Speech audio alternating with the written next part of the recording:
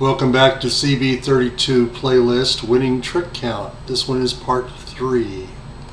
Well, winning trick count isn't just like the work 4, 3, 2, 1, just memorize that and you got it made. No. Actually, that's not even true. But in winning trick count, you got to play with it a little bit and see how it works for you.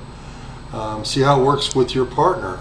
Sometimes if you're playing with a robot partner, they can't take a joke at all, and they're never going to believe you opened on 10 points. But sometimes with a live partner, especially one that you play with a bit, you can actually do things like opening a 10-point hand and be absolutely correct.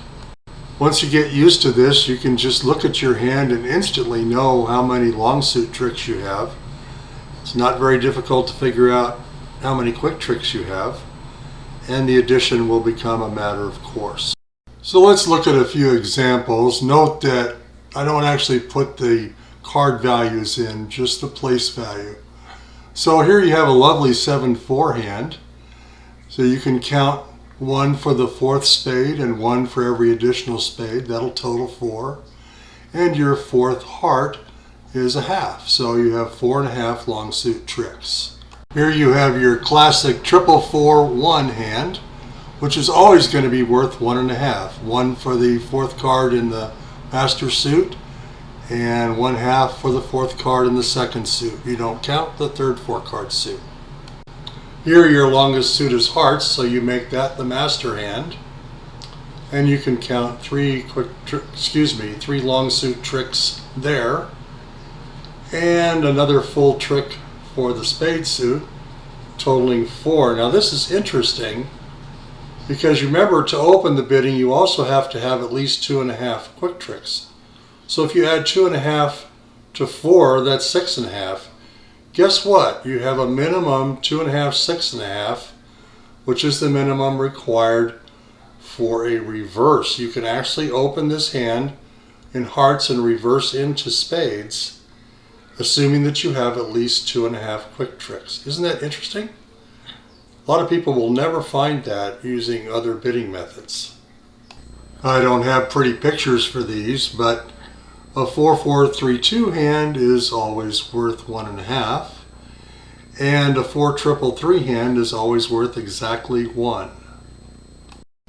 And for our final chart for opener, we'll just give you some comparative values. On your left, you'll see the approximate high card points, however you put those together, including how you add for long suits and that sort of thing. And the quick and long suit equivalent. And then basically what size hand you have, a minimum, medium, or starting to get into the game forcing and slam try ranges. So we'll just leave this up for a moment or two. If you want to, you can just take a screenshot of this. I'd highly recommend that, so you can just have it as a handy reference. Now let's turn our attention to the responder. I don't have any fancy charts for this, or even unfancy charts for this. Maybe we can add some later. And hopefully we'll have some hands we can put up later to kind of demonstrate this. But for right now, just know that if you happen to have a quick trick in your hand as responder, that being either an ace or a king-queen combination in the same suit, you need to respond if your partner opens.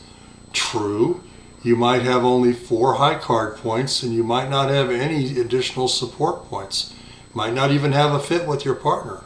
But if you have an ace in your hand, you should respond. If you have a king-queen combination, which totals actually 5 high card points, you should respond.